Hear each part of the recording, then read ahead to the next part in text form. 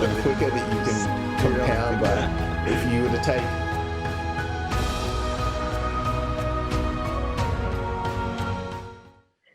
Welcome everybody to the Ryan Magic Show. Today we're here with Kirsty Carr, the beautiful soul. We connected a few weeks ago and we're just like, this chick is cool. I really want to interview her on the podcast. And you do some really cool things, obviously I mentioned in the intro.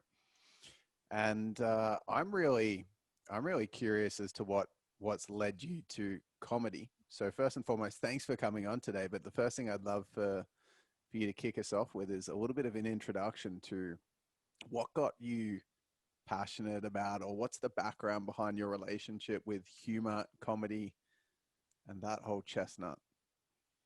Hey, Ryan, I will gladly explore this topic of conversation. So, you know, when you're a little kid and you're always asked the question, what do you want to be when you grow up? Yes. And for as long as I can remember, I always responded comedian. And it's weird. How old can you remember? You said as long as you can remember. Like, how young were you when you first said that? So the reason why I can remember this is because my parents have one of those really embarrassing keepsake things from like the years at school where like you get the shitty awards for like A for effort. Like, you know, they've got this portfolio and every year it says, and what do you want to be when you grow up? And from age about 6 all through primary school, my response was comedian.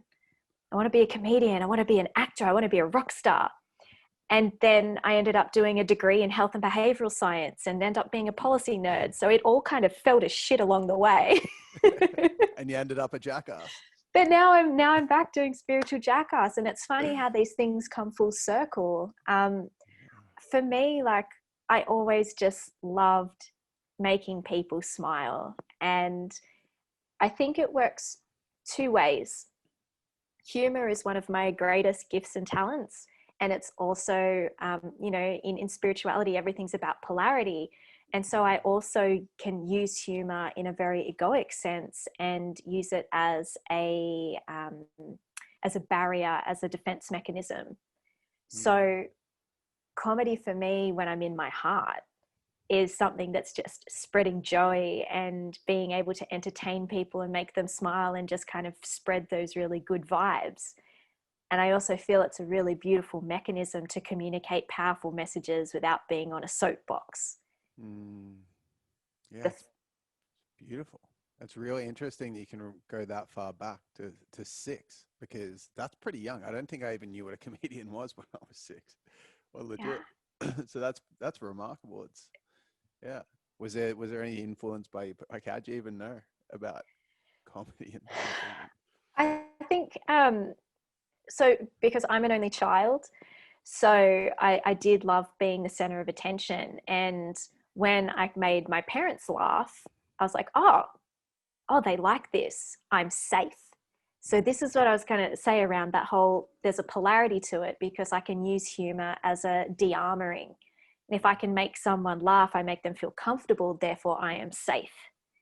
So I think there was really an element of that growing up. Why I wanted to be a comedian is because if I could disarm people, then I would be safe. To go a little bit deep quite early in the podcast. Go away on this podcast. Go deep. You know, like, I have a really beautiful relationship with my father these days, but growing up, he was a bully. And humor and particularly self-deprecation was a way that if I could make the joke first, then the other person couldn't hurt me. So if you were going to make fun of me, if I make fun of myself first or make fun of the situation first, you can't hurt me. It's really powerful. You've got a brilliant sense of self-awareness, and on your background, your upbringing, who you are, why you are, who you are. And I really loved what you said about the polarity, because I was thinking about this the other day. Everything that is true, the opposite can also be true. Yeah. So I found that I can go through these phases where I'm like, this is it. And it's like, no, the opposite is it. And then I'm like, how did I believe that before? And then I go to believe that the thing that I originally believed was it. It's just like shifts around. So now I'm just like, okay, both polarities can be played around it within any situation. So it's really interesting what you said about the thing that made, and I'd love to explore this idea because I find it really interesting. Your path that you chose and your safety mechanisms, your survival script, like what you learned to do to be safe in the world and worthy of love and whatnot, being around comedy is also your dharmic path, your purpose and your mission as well. And I feel like that's true for most people. Like Beethoven became a composer. He was like essentially ridiculed by his parents, bullied by his parents, and the way that he kept himself safe and entertained was through music, composing music, and that's how he got attention and whatnot. And then as much as he also got all of his ego senses filled, and he was blown up his ego through the recognition and the fame and everything that came with it, then it was also his path. And I think that's the same for most people. So I've kind of come to learn this idea of tame, don't shame when it comes to your ego. Like if it gets to the point where it's like starting to be detrimental to others or myself and cause suffering, then it's like, okay, cool, I need to tame it, but not shame it like, oh, because it was a coping strategy growing up, therefore it doesn't have merit, because it's also dharma, which is so cool to see that with you. Yeah, absolutely. I think it all really comes down to where are you coming from and why are you using that specific tool? Is it coming from an authentic place of your heart, or is it coming from a like, oh, I'm trying to impress someone, or I feel insecure, and am I using it as a barrier? So I think it's really, I think so, you know, it comes back to that piece of self-awareness. If you're aware of where it's coming from, it can either be your greatest gift or it can be your Achilles heel. That's really cool. And that age-old idea of when you're put under pressure and feeling like really threatened, you go to fight, flight, freeze, or appease. But as a kid, fighting's never going to work because you're always going to be beaten up by someone that's like a full adult.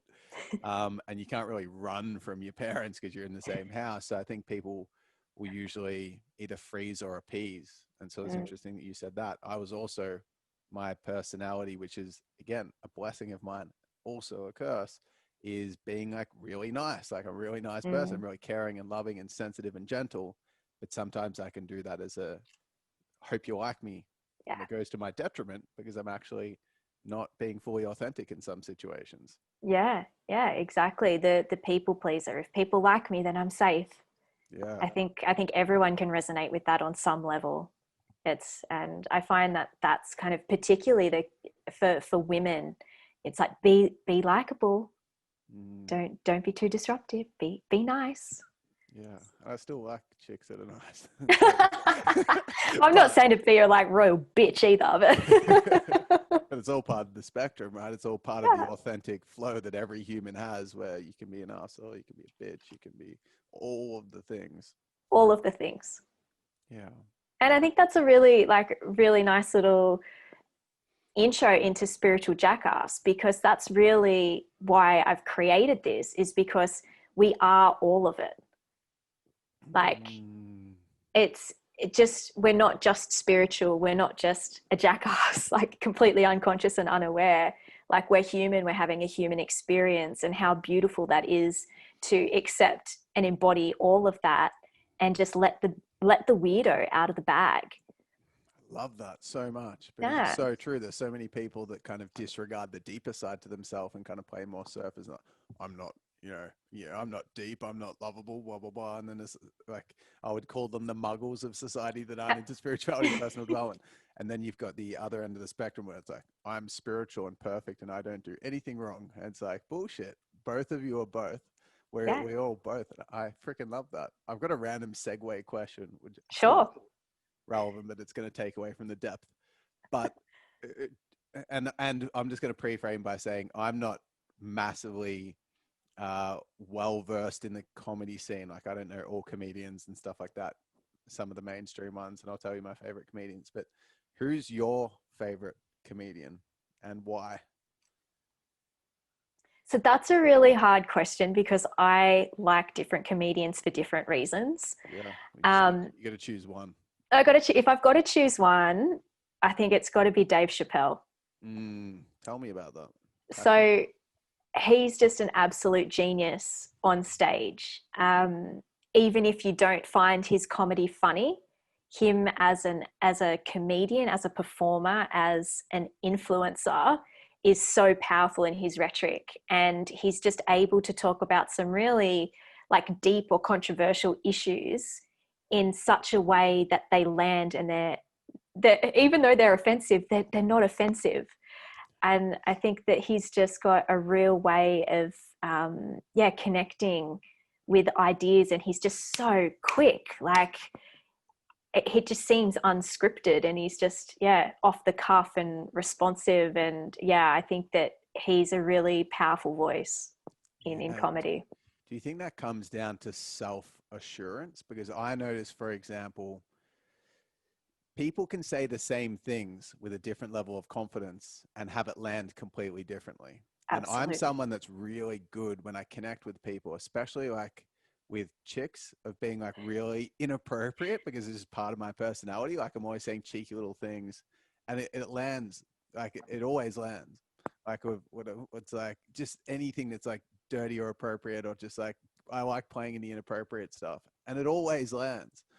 But then I will see someone else that will say something that's a subtle thing about sex or something, and they could just get fucking demolished by someone. It's like, how dare you say that? But I just get away with the cheekiest shit when I speak on stage and stuff, because I find it really funny. Yeah. And I don't feel like it should be something to rile up about. So what do you think it is that allows him to, because he does say the most controversial shit, and I love that he makes it okay. I think because he is just authentically sharing his expression. He doesn't give a shit how it lands. He doesn't give a shit how it's received. He's just like, this is what I'm saying. And it either lands with you or it doesn't, but either way, I don't care. And it's kind of this, like, he doesn't censor himself.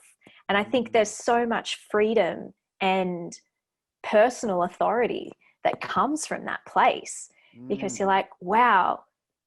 I think people these days, like in this day and age, we've become so offended by everything. And really it's about like the parts of ourselves that we haven't accepted, because everything is just a projection of our own judgment, resentment, or whatever of our inner world. And so if he's just like Chappelle, he's just like, you know what, cool, I'm just going to say this, it's going to land, or it's not, whatever, I'm going to carry on. He doesn't let it affect him. He doesn't let it affect his audience. And I think that's why it lands. I think it's just being very straight up and authentic and real. And I think that's a lot of what the world is missing at the moment, yet craving. Yeah, I love that. The Bhagavad Gita talks about the idea of being really addicted to your work and your mission, but not like you own the work, but you don't own the fruits. Therefore, be attached to the outcome or the results. And that's also like, I feel like most really awesome comedians that are the funniest are the least attached to what they're saying as well. And you know, like you can sense awkwardness. I said something before we got started in this chat, like when we were just doing our little pre-podcast. I can't even remember what it was, but I said something and I was like, I was trying to sound good with whatever I was saying. I can't remember what it was. And then I just felt completely lame as I said it. And I was like, that ain't going to land. Didn't even land with me. But you can feel it. I can feel it. And so, that's just it, right? The body knows. Yeah. Like, you know, like the truth has a ring to it. And when you're off that, it just feels bad. You're like, oh, no, did not nail that one. What's the name of that comedian who's fat, which is half the comedians, who's fat, something Segura. Is it Tom Segura? Yeah.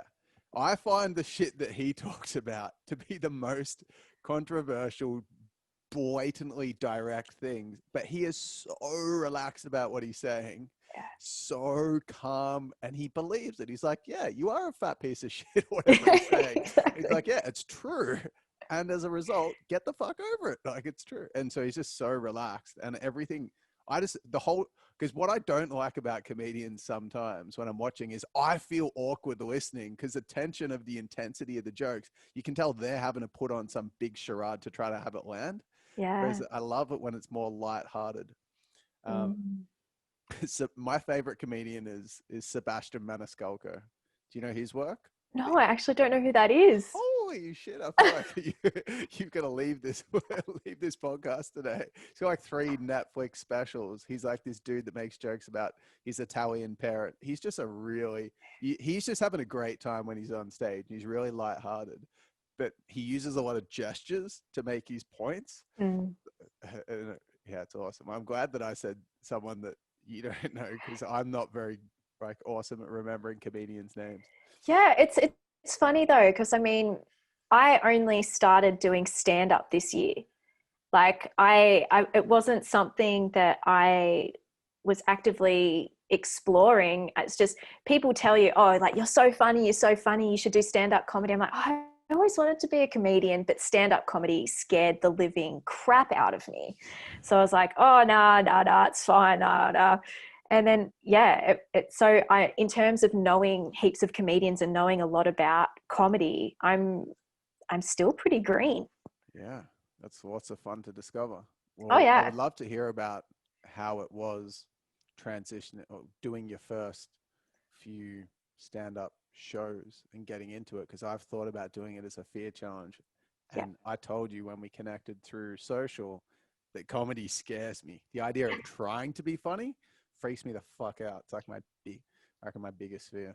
Oh, and rightly so. Like comedy is terrifying. Like I literally have never been so scared in my life. And I'm not someone that's like sat in her comfort zone for her life. Like I've done ridiculous things, like, like traveled the world, like dive with great white sharks, like skydive, like canyoning. In a cage with great white sharks? Yeah, I was in a cage. Oh, but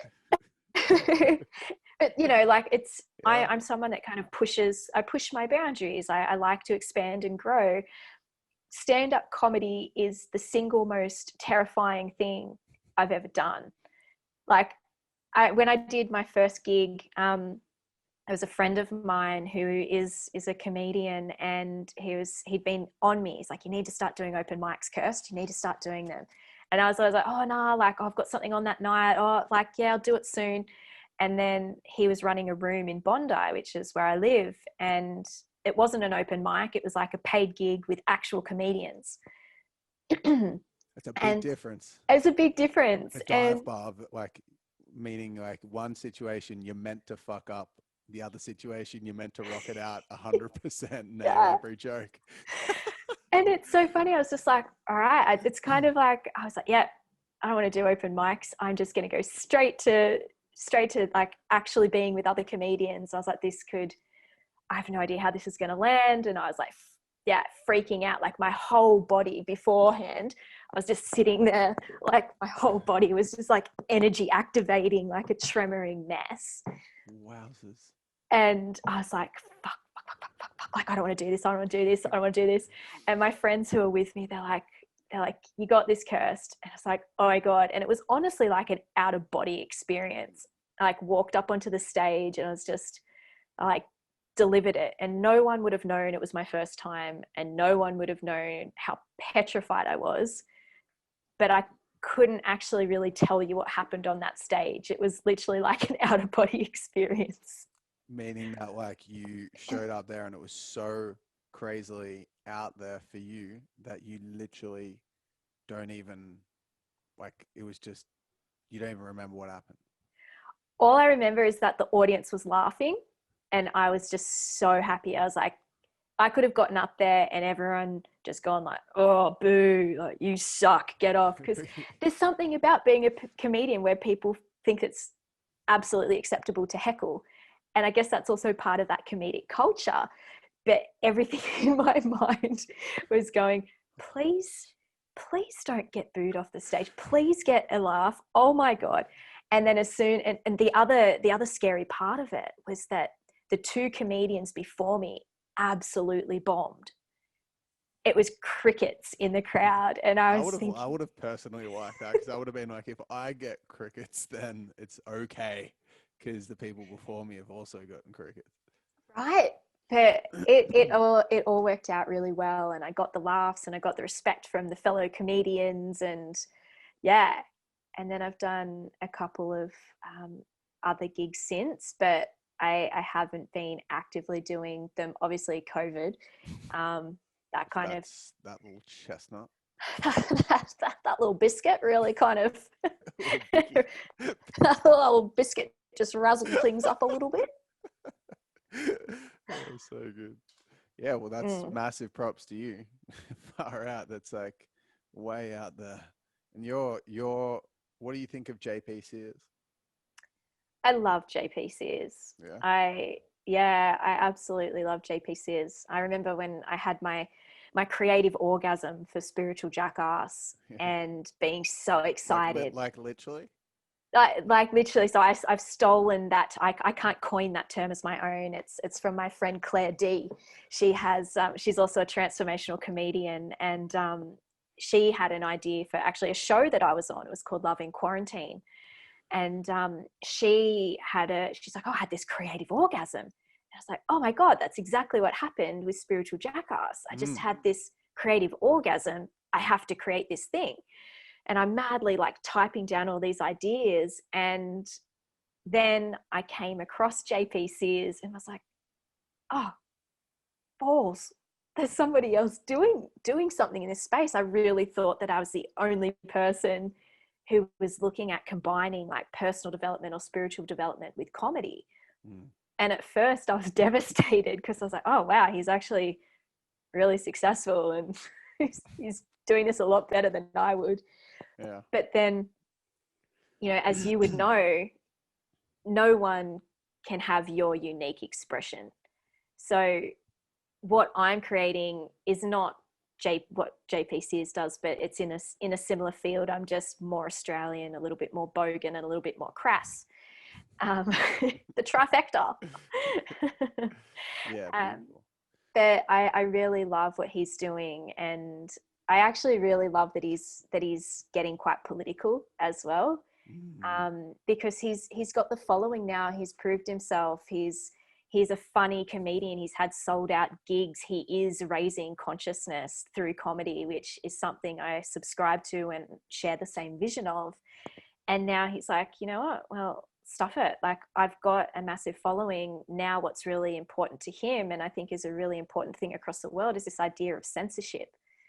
And, you know, again, coming back to this thing that people are so offended, or it's so PC, or there's these community guidelines that we have to follow, and it's limiting people's freedom of speech. And he's not coming from a place of hate speech, which I think comes into a completely different category. If you're sharing things that are harmful to other people, I'm not okay with that. But if you're just sharing your truth, granted that your truth isn't to be like Nazi nihilist, like something like that, that it's, everyone has the right to do that. So I really, I love what he's creating. I love what he's about. And I hope to one day be as impactful and serve as many people as he does with his work. It was really beautifully said. The way that you have reconciled your space, your dharma, his dharma, mutual respect, was really beautifully said. And I agree totally with what you were saying with the point around censorship. And perspective aside, just whatever is authentic to each individual. But there's so much tension. Even going out, I can sense people's energy when I'm just walking outside, whether I'm wearing a mask or not wearing a mask or whatever's going on. I can just sense people boiling up. It's crazy. So much tension out there. And I was really surprised actually when Black Lives Matters when that came out, and then All Lives Matter came out. And then whenever anyone shared any post that I saw with people sharing their perspective, I felt really uncomfortable and I did not know how to respond. I was like, I've got an opinion on this and I've got a brand which I've created because I like expressing my opinion. Yeah. But I really, really feel uncomfortable about what I actually believe. And I was like noticing all these inauthentic thoughts swirling through my head. Like, if I was to say what I believe, I'm going to get annihilated for that. Yeah. Why do I even feel that way? Like I've got no bad intent. I'm like genuinely a well-meaning person. I don't intend to harm anyone. Even if I do, I don't intend to. Yeah, right. But I felt so much pressure, just so insane. Yeah, I think because it is such a charged environment at the moment, and it's not just one, you know, pocket of society. It's like the whole world has been impacted by this, and we're kind of in this boiling pot, and everyone's got an idea, everyone's got an opinion, and people are getting quite attached to their beliefs and perspectives on the way things are through the lens of their own perception. Yeah. I really feel that the idea of whatever gets suppressed will be expressed unhealthily. Yeah. I feel like since social media has come out, people have become less and less confident in expressing their opinion just as human beings with a voice, just in person or online.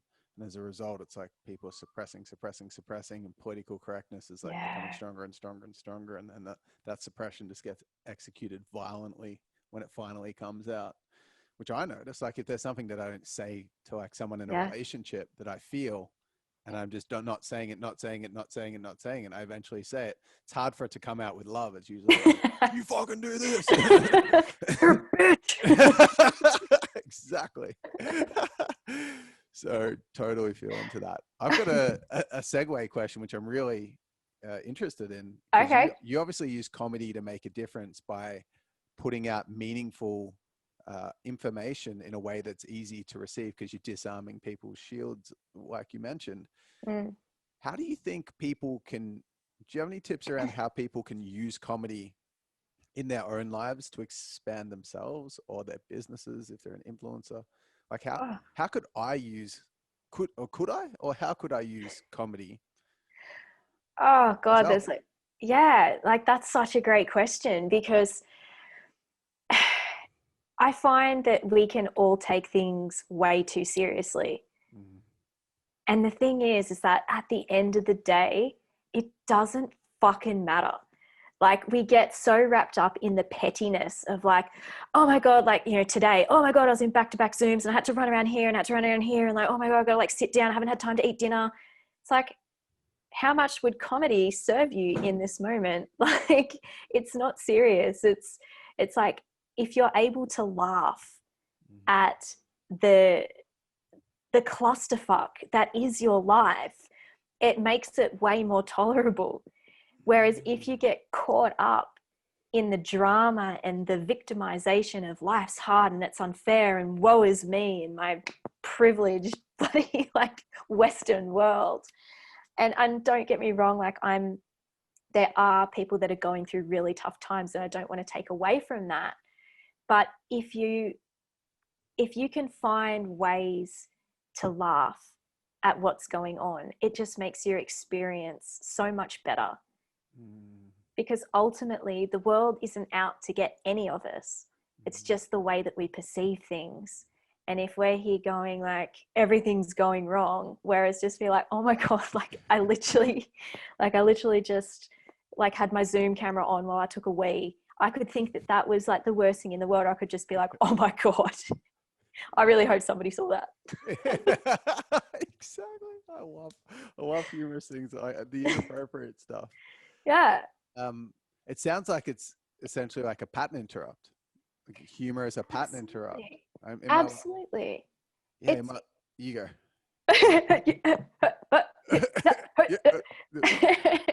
It is absolutely a pattern interrupt.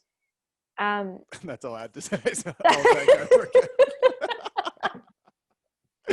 That was a valuable contribution, Kirsty. Thanks for sharing. Oh, that's about all the time we've got tonight.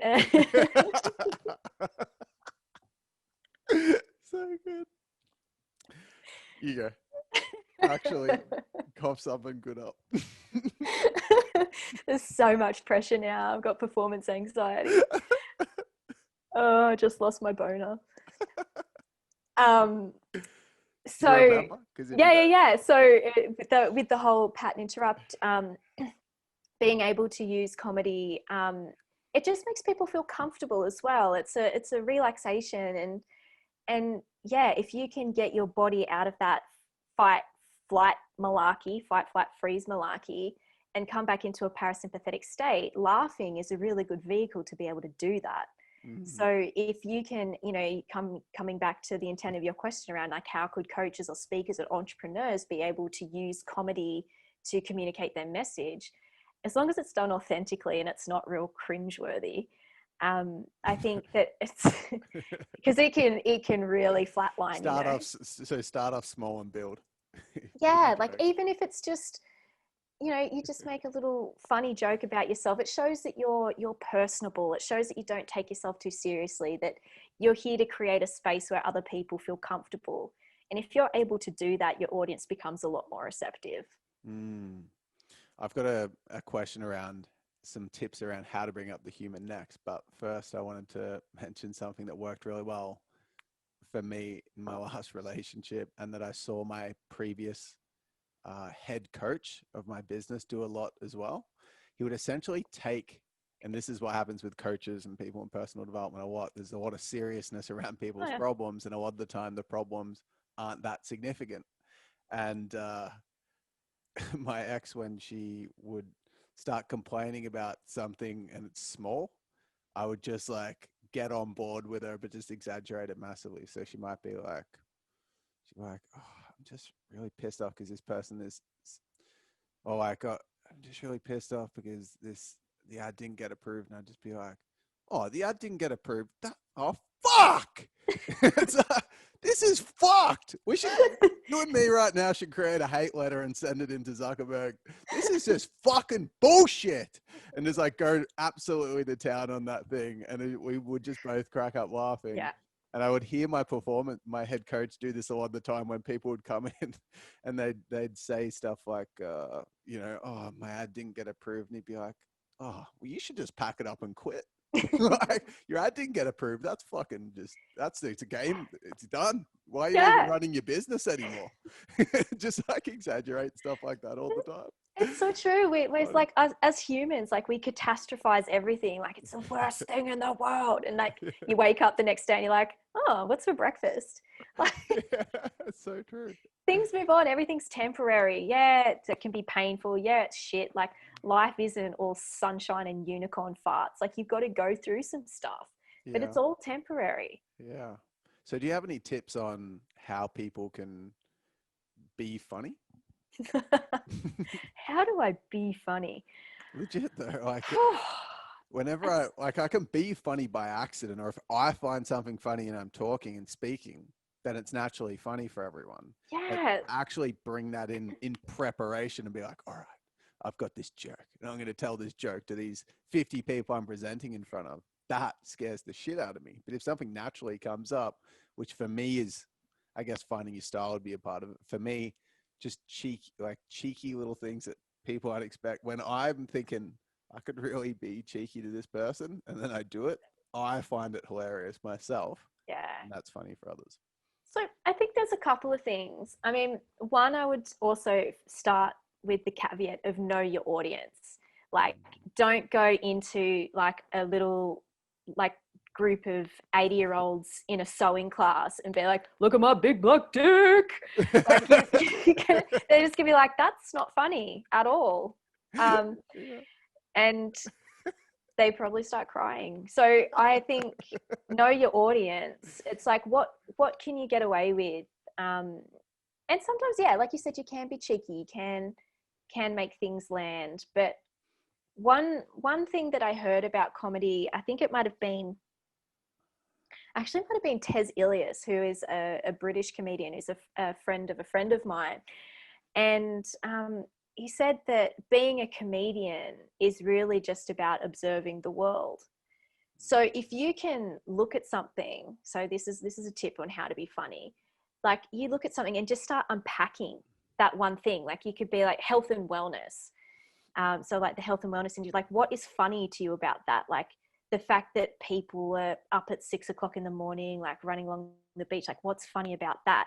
And just start like being like, oh, it's really funny how, you know, people will drink celery juice. Like what, like you can just start looking at the ridiculousness of things that people do, and like, what do you find funny about that? Because generally, if you find something funny about it, other people will as well. Yeah. So, and most of the time people don't take the time to reflect on the things that they do naturally, which is what I find funny with comedians, when it's saying something that I'm like, fuck, I do that. That it's so true. And then I've never thought about it. Yeah, it's so true.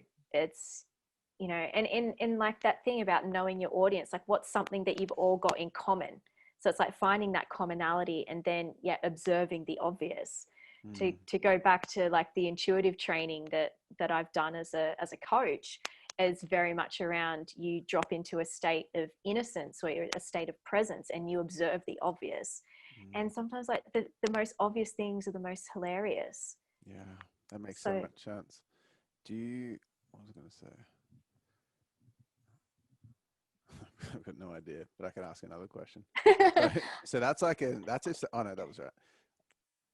So I'll go back to my original question, which I'm actually curious to know. So when you do spiritual jackass and you're thinking of doing a video,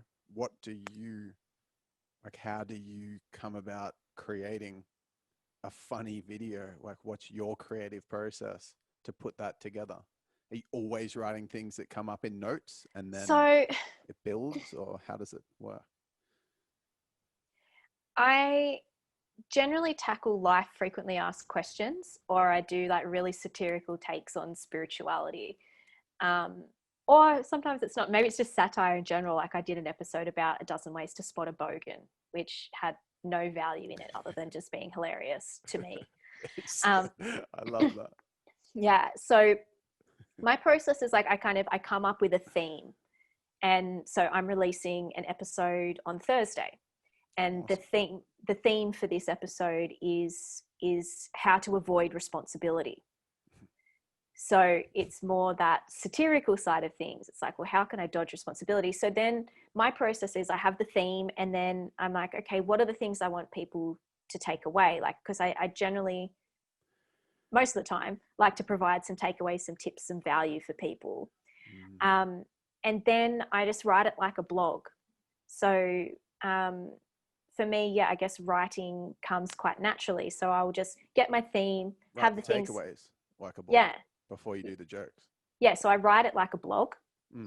And then for each sentence or paragraph that or key point that I'm communicating, I'm like, how could I look at this or portray this in a comedic skit?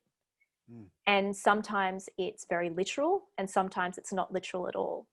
And it's funny because the creative process, like I've ended up with a few different characters. So I've got this, this really pretentious, like little bit Bogan, like I tend to rip on women that have faces full of Botox, and I just find that whole industry, that's a whole nother conversation in itself. But like I've got this character, and she's just like so offended by everything, like, oh my God. And then I've got like my Bogan bloke, like this bloke like Derek goes, oh yeah, fucking like, this is how I dodge responsibility. And so I think the characters bring humor to it as well, but then being able to just Do you have any more, or is it are they the two main ones? No, I've got like my really spiritual, like I've just come off the back of an ayahuasca retreat, and like I met a shaman, and it was I don't know, he might have been Indian or maybe Chinese, I'm not entirely sure, but he told me that I need to sell all my worldly possessions and move to Indonesia to become a life coach. So do you think these three parts are different parts, extreme, exaggerated parts of you? Absolutely. Yeah, that's cool. Absolutely. And it's funny because it was such an unconscious decision to bring those characters into it. But now that I'm learning a little bit more about like archetypes, I'm like, oh, these are absolutely the parts of myself. Like I can be super spiritual. I can be an absolute like dirty, swearing Bogan. I'm going to say dirty and talk about the Botox too. I could be a dirty slut. Well, the thing, I can be a massive slut and like really self-critical and judgy and pretentious and like care a lot about, I've got to like make sure that my hair and like everything's great. Like Surely, yeah. So I think I've gone off on a massive tangent now from your original question. It's great though. But yeah, just the creative process of putting something together is just about coming back to that tip about how can people be more funny or bring humor into their creations is very much around what's obvious about this. Like, how could I communicate this in a funny way? Yeah, and a lot of my skits actually are just improv. Like I do them in one take, sometimes two takes, because I'm really bad at filming. And I like cut off the top of my head. I'm like, damn it, got to do that one again. But I generally just kind of am a like one take wonder and then throw it together. Yeah, well, I can't wait for the people that are listening to this episode to check out your videos, because I've got to go through a heap of them. But from what I have watched, it was hilarious, like really nailing it. Yeah, And thank you. there's a lot of people that try to be funny that they haven't got to the point where they're actually funny yet, but they're doing their best, and you watch and you're like, yeah, it's average. Your videos are really fucking funny, so you're doing a great job for being so green as well. Yeah, thank you. It was this year, right? You said you Yeah, started. yeah. I launched it. I think that the last week of January this year. So Amazing. it's been a bit of a slow burn, but actually, if I go back to 10 months ago, like this didn't exist. And the momentum that it has built, while I haven't got heaps of engagement on YouTube yet, it's starting to build, and the people that watch it do really enjoy it. So yeah. And I just love creating it. It's fun. It's really good. It is going to take off 100%. I remember on my YouTube channel, we use YouTube. I paid for my traction through Facebook with my videos and stuff to build my following initially. And I had quite a big budget for my business, but we just throw everything up on YouTube without any marketing. And like most videos, you get like 100 views, 200, 500,000, something like that. But I checked out my channel a couple of years after. I hadn't looked at it for 2 or 3 years. And there was one video that had 700,000 views or something. Whoa. Yeah, I know. And I had 7,000 subscribers that had all subscribed off that one video. So Amazing. It just takes one to kind of like become a big shot like me.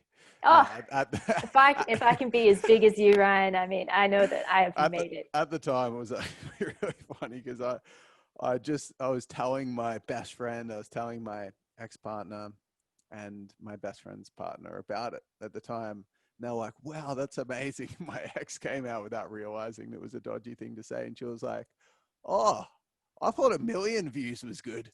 I was like, 700,000? Anybody? Any takers? I thought it was pretty fucking awesome. Thank you very much. It is awesome. Like my views are in the hundreds. Like I hope my ex is watching this right now and chuckling to herself. Yeah, you are gonna. I'm telling you, watch this space. There is no fucking way that your videos aren't gonna take off. No, keen as. Yeah. Just sort of spread the joy. Yeah, that's what you're doing. And those archetypes, I feel like those characters that you have, they're so I don't feel like they could be better characters to articulate the genre that you're in. I feel like they're just perfect.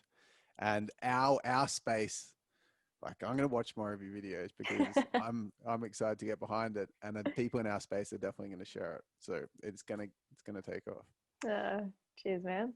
Yeah. Awesome. So before we wrap up, because it's actually been an hour already, and I looked at it, I was like, oh, how long has it been? 20 minutes. It's been an hour, so we've been rocking out this solid chat.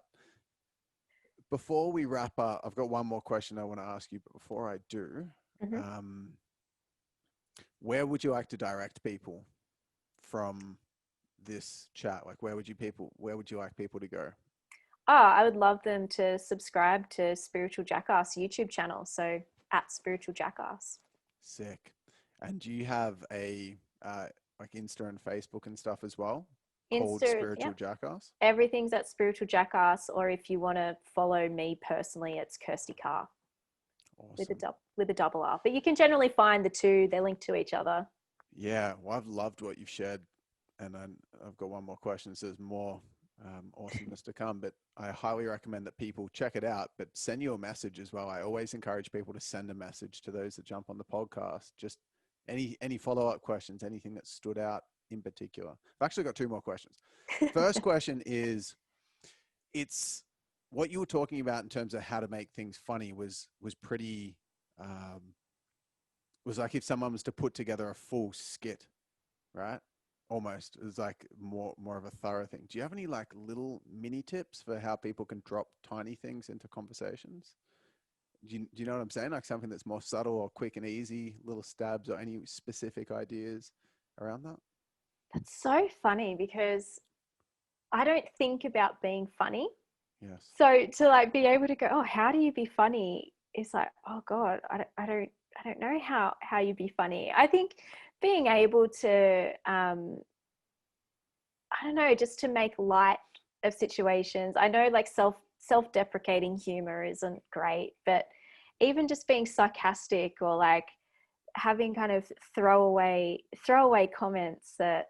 I don't think self-deprecating humor is bad. I just think if you're not aware over the fact, because if anyone that's listening to this is now going to intentionally bring some humor into certain situations. I think so. I don't think there's anything wrong with that. It's just like if they're constantly throwing themselves under the bus to try to avoid feeling or whatever it is, then that maybe take a look. I think also like a really way to be more funny is storytelling. Like everything is story. So if you can share stories from your day and just like find the ridiculous aspect of it, like you know, I just think just even just watching people run for the bus is hilarious. Like you're just sitting on the bus and it's just like, you know, you don't want to miss that bus. You're sitting there and you're just watching, and this poor bastard in a suit is just like running with a briefcase up the road, and it just like everyone looks ridiculous as they run for the bus. I feel bad because of that, because it's the sort of thing that most people wouldn't attempt to do and to run for the bus because of what we're saying. I don't want to be that person. Oh, mate. But yeah, I think just like, sarcasm, being able to be, a little bit self-deprecating, telling a story, but like in detail, not just like I got up and had a bowl of cereal. It's like, oh my God, I got like an exact like expression. Like, how can you be more animated? Like, like you make it engaging. You're like, oh my God, I got up this morning and I was starving. Like I just had like the worst night's sleep, and I got up and I got to the kitchen and like all the fucking cupboard doors are open. And just like, I'm just like, what? Is there a poltergeist in here? Like, what is going on? It's just. You did that when we chatted before the podcast today. You were like, and it made me laugh. It was like, you jumped on and you're like, oh, I've had the busiest day. I just went from thing to thing. And I was thinking, yeah, it's pretty cool. It's awesome. You have a busy day. And you're like, it was just dog shit. I was like, dog shit. This came out of nowhere. It was. Yeah, like that's the other thing, like saying things that are unexpected. Like people don't want to hear things that you've heard all the time. That's what I mean. It's like, oh, I went and ate breakfast this morning. Or it's like, I went to the kitchen, all the cupboard doors were open. Was it a fucking poltergeist? I was like looking over my shoulder, thinking it was Jesus Christ going to walk into the kitchen. I don't know. So it's like, yeah, there's something so funny, and combining words that you wouldn't usually say. Like, you know, instead of saying bullshit, saying horse shit. Or like, if you're a woman, like eat a bag of dicks is one of my coined terms. You feel free to have that one. Or like the other one I say is like shit the bed. There's just, I don't know, like expressions that I've just kind of I use and they just work. Or I love it when people use words to describe the. There's like, you call someone a person, but you're calling them like a Homo sapien, or calling them like a what's the other one I was going to say? Yeah, there's something that's like completely, or a civilian. You're like, I was walking down the street and I saw this civilian crossing the road with blah, blah, blah. And it's like, no one uses the word civilian. It was a person or a man or a woman or a boy or a girl. That's it. I love it. One of my favorite terms to refer to people as is a freaky beatnik. Beatnik? Yeah, freaky beatnik. Just like this, you know, out there weirdo, just expressing their big weirdo. Just like, jump on the wagon. Come on, let's go. Love that. All right. So before I ask you the last question, Kirsty, I wanted to honor you for a moment because you really are such a shining light in this world. I love how much you care about making a difference in your own unique style. And what I really want to honor you for is you are doing your Dharma at such a core level, because what you're bringing to the world, like you said, when I asked you about JPC, is it's like, it's completely different because you're just being your 100% authentic self. Even your characters are just parts of you as well, which is just super inspiring, because this is the sort of thing that it will take, well, as you know, take consistency to bring it out. And it's not like a sure thing. It's just, it's arguably the most difficult dharmic path to pursue, being a comedian in a serious space. And it's so authentic. It's like the most authentic thing. And I, like, if someone's passion is animals and they can study to be a vet, I mean, it's fuckload easier than becoming a comedian in spirituality. It's like, yeah. you know what I'm saying? Or like someone's like, my dream was to be a runner. It's like, well, just get outside and run. It's not that hard. But to actually put yourself out there, go and do events and stand-up comedy and putting these videos out there, it takes so much courage. So good on you. You rock. Oh, thank you so much. No, seriously, I really mean that. And I've taken a lot of inspiration from it, because for me to put up a video where I'm just saying my opinion on something with no attempt to be funny, but a serious thing, it's like, that's one thing. But to actually put together this full self-expression where you're putting your full creative expression on the line for, it's either funny or it's not funny, it really is super courageous. So you rock. Last question. Someone comes to you, because you're funny, I'm just like thinking of all these random scenarios as I tell the story that are just irrelevant that I've never thought of before. So anyway, someone comes to you, you don't know if it's a man or a woman, they're wearing a bag on their head, you can't see them, you don't know anything about them. So they essentially hand you a briefcase, and without them speaking, I'm introducing and I'm like, yo, this person wants to give you this briefcase. It's got $1 million in it. And all they want in exchange is your single biggest piece of advice, best piece of advice, objectively, because you know nothing about the person. So what would that be? It could be a tool, it could be an idea, it could be just an opinion or a piece of advice. What would you give to them in exchange for the mill? Give a serious answer, Kirsty. Don't stick your penis in the power socket. No, it's my...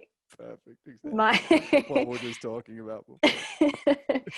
No, I would absolutely, as kind of cheesy as this may sound, it would just be to absolutely wholeheartedly and unconditionally love yourself, because it all comes back to love. Everyone's sole purpose in this life is love. It's just a matter of how we express that in our own unique ways. And so, yeah, just absolutely love yourself, always come back to love. And in doing that, you end up being the most fulfilled, authentic, expressed person that you could be. Amazing. So I'm going to ask one more question now that you said that. Cheeky, get one in there. So what is your number one piece of advice for loving yourself? Because you're obviously doing it at a high level, or else you wouldn't be able to do what you're doing. Oh man, like that has been such a journey, and continues to be, absolutely continues to be. For me, one of the biggest things has been to notice that critic, that voice in my head that is telling me that you're not pretty enough, or like you look bad today, or that wasn't funny, or you can't do this, or like, that's not me. That's like, if that was me, who's listening to that voice? So for me, it's about really observing the critic and then shifting my focus to my heart or what I would love, because that's always going to be a high vibration. So it's creating space. It's to not attach myself to that critic, and then to be like, what would I love in this moment? Maybe it's spending time in nature. Maybe it's connecting with friends. Maybe it's dancing. Maybe it's having a really healthy Maz. What's a Maz? Oh, masturbate. Just lay down and maz. Love a good Maz. Love a good maz. Like, you know, I it's like love how, the new term. yeah, Put that in my pocket. yeah, that's the Bogan character coming out. Maz. Lay down and maz. Yeah, so it's really about being kind to myself and acknowledging what I need in any moment, and giving myself that and being able to receive it without guilt. It's amazing. It's just so funny when you bring humor into this, because as the podcaster interviewer, I'm going between like these serious topics and then kind of laughing from the last thing you said. And it's actually even difficult to hold space for someone that's like constantly dropping jokes. So like, kudos to you for what you do. I even like, it's even pressure on me even witnessing it as being a part of it, let alone fucking the leader of it. So awesome job. I'm gonna nick off and have a Maz, but it's been awesome to have you on today. You rock. Go check out Spiritual Jackass. Find out Kirsty's videos from there. And thank you for being so vulnerable and honest. I know I side swooped you with a bunch of questions relevant to producing humor, which is not what you do. You don't teach people to be funny. You just are funny. So you did an awesome job at answering those questions. Thanks again for coming on. Thank you.